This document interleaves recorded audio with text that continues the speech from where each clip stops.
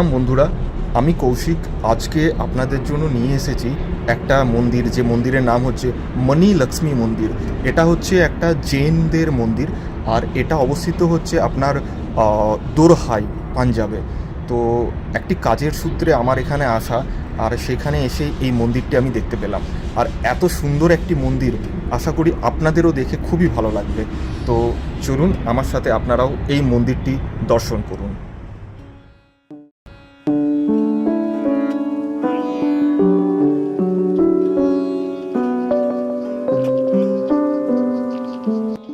পাঞ্জাবের দোরহাতে অবস্থিত এই মন্দিরটি যদি আপনি দর্শন করতে চান, তাহলে আপনি খুব অতি সহজেই দিল্লি থেকে চলে আসতে পারেন।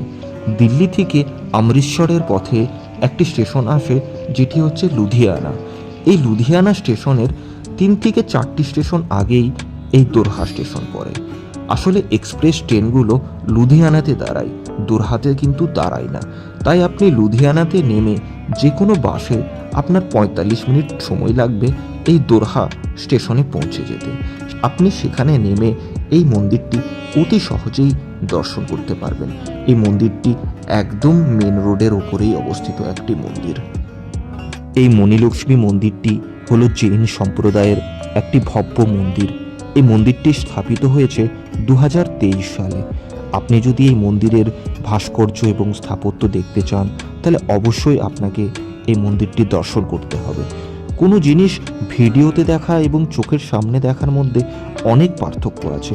আপনি এখানে এলে এখানকার যে নিদারুণ ভাস্কর্য এবং সেই কারুকার্য, এগুলো দেখে আপনি অবশ্যই মোহিত হয়ে যাবেন।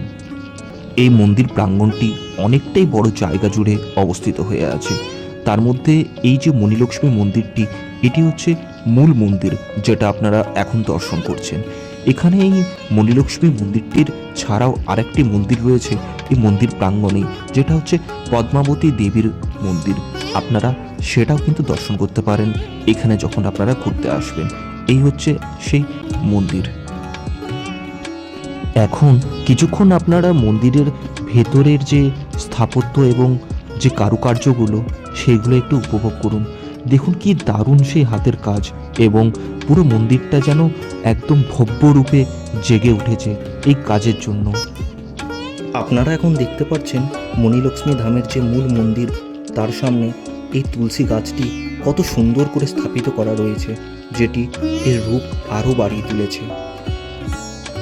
এইবারে এতক্ষণ অপেক্ষিত সেই মূল মন্দিরের ভেতরের মূর্তিটিকে আপনারা দর্শন করুন। এখন আপনারা দর্শন করছেন জৈন তীর্থ মুনি সুব্রত স্বামীর ভব্য এবং অলৌকিক রূপকে। দর্শন করুন এবং প্রণাম করুন এই ভব্য রূপকে। এই মণিলক্ষ্মী জৈন তীর্থ একটি আধ্যাত্মিক সাধকের জন্য জৈন মূল্যবোধ, ভক্তি এবং শান্তির আলোক বার্তা হিসাবে কাজ করে। অত্যাশ্চর্য স্থাপত্য, সৌন্দর্য এবং সমৃদ্ধ সংস্কৃতির তাৎপর্য দিয়ে এই তীর্থস্থলটি একটি ধর্মীয় গন্তব্যই শুধু নয়, প্রাচীন কারুকার্য শিল্পের সাথে আধুনিক ভক্তির মিলনের একটি প্রেরণামূলক একটি উদাহরণ হিসাবে দাঁড়িয়ে আছে এই দোরহা স্থানে। এই মন্দিরটি জৈন ভক্তদের জন্য একটি কেন্দ্রবিন্দু হিসাবে কাজ করে, যা ভারতের বিভিন্ন অঞ্চল থেকে শ্রদ্ধা জানাতে, তাদের আধ্যাত্মিক অনুশীলনের জন্য অংশগ্রহণ করার জন্য এখানে তারা আসেন। এটি একটি জৈন দর্শনের কেন্দ্র হিসাবে কাজ করে, যা অহিংসা, সত্যবাদিতা এবং করুণার মতো মূল্যবোধকে প্রচার করে। নিয়মিত ধর্মীয় অনুষ্ঠান যেমন পূজা, আরতি এবং জৈন ধর্মগ্রন্থের উপর বক্তৃতা তীর্থযাত্রীদের তাদের বিশ্বাসকে আরও গভীর করতে সাহায্য করে এই মন্দিরটি।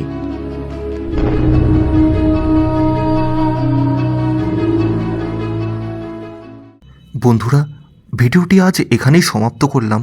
যদি আপনাদের ভিডিওটি ইনফরমেটিভ এবং ভালো লাগে, অবশ্যই একটি লাইক এবং একটি সাবস্ক্রাইব করে যাবেন। এইটুকু আশা রেখে আজকে বিদায় নিচ্ছি আপনাদের কাছ থেকে। ভালো থাকবেন এবং ভালো রাখবেন সকলকে।